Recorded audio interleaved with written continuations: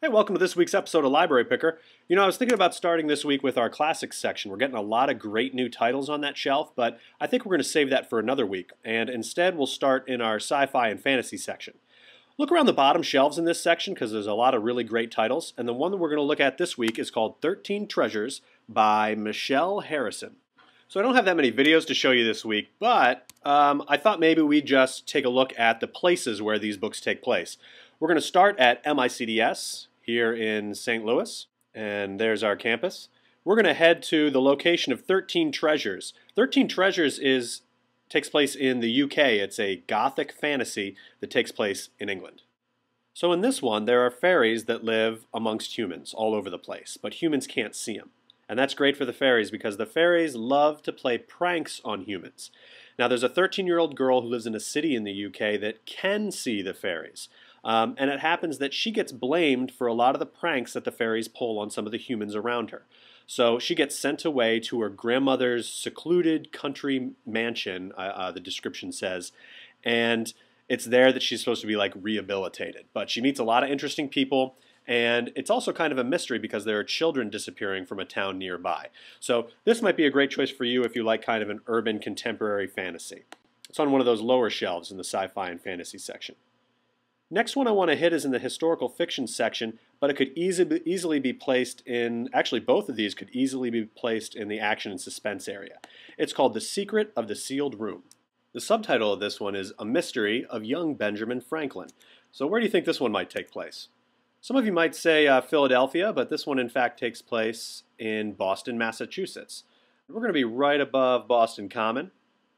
Some interesting 3D images here, but there's a lot of really great historical stuff in this city that could make for a great book. Here's another one.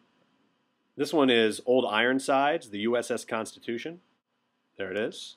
So if you like the National Treasure movies that have a little bit of a historical lean to them, you might enjoy this book. It's about a 14-year-old indentured servant whose owner ends up dying, so she decides to run away. And it turns out that her owner was murdered. And she meets a young kid named Benjamin Franklin, and they're trying to solve this mystery and stay out of trouble. So it's a little bit of action, a little bit of adventure.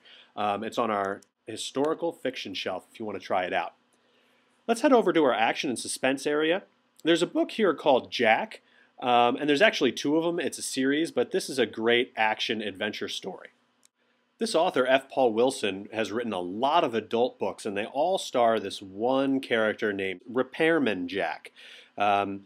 He doesn't repair cars. He fixes situations.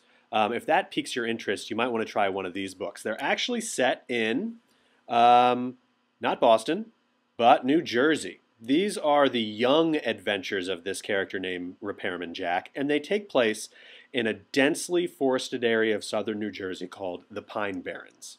Now, what do you think of when I say New Jersey? Do you think of this New Jersey, or do you actually think of the Jersey Shore? Because it's neither one of these. This is a really rural area of southern New Jersey. There's absolutely nothing here. And the name goes all the way back to the first European settlers in North America. They tried to plant crops in this area, but the nutrient content of the soil here is so poor that it wouldn't support those crops. What it will support, though, is a really diverse set of plant life. So imagine having this entire area as your backyard and the amount of exploring you can get into and the amount of trouble you can get into here. That's what Jack's Secret Histories is about.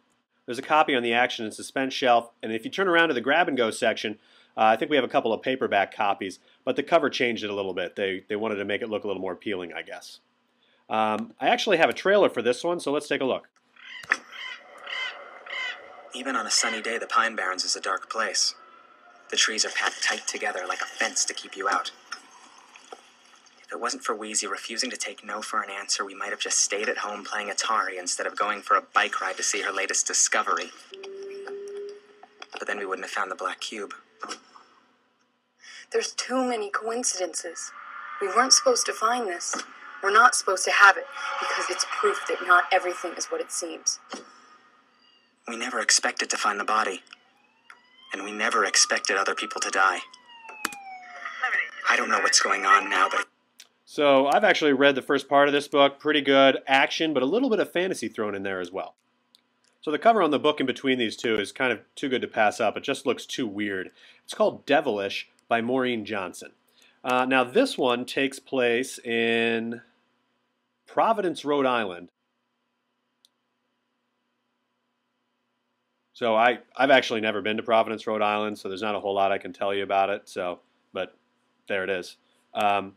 This one looks really interesting. It's kind of, think of like Mean Girls with a little bit of good versus evil thrown in. Someone sells their soul to become popular. From what I understand, this is like a really fun, fast-paced, and still very funny read. So try that one out if you get a chance on our grab-and-go shelf. We've got a couple copies of it. Next, let's go over to our drama and comedy section, and on one of these lower shelves, we've got a great book called Shooting Kabul. If we go back to the map for this one, this is a much longer trip than New Jersey to Rhode Island. We're going all the way to Afghanistan. In this one, you've got a young boy who lives with his family in Afghanistan, and they have to escape the Taliban. And one night when they're leaving, in the shuffle to get away, they lose the youngest member of their family, this boy's sister. So they move to America, and he's haunted by these visions of leaving his sister behind. Eventually, he takes part in a photography club, and there's a contest that if he wins might land him a trip to India. So he's thinking, if I can get all the way to India, maybe I can get into Afghanistan and get my sister back. This takes place during the time period of September 11th, 2001. So him moving from Afghanistan to America is kind of a big deal. So you can imagine some of the things he faced. Reviews say it's a great book. That's it for this week's episode of Library Picker, and we'll see you next week.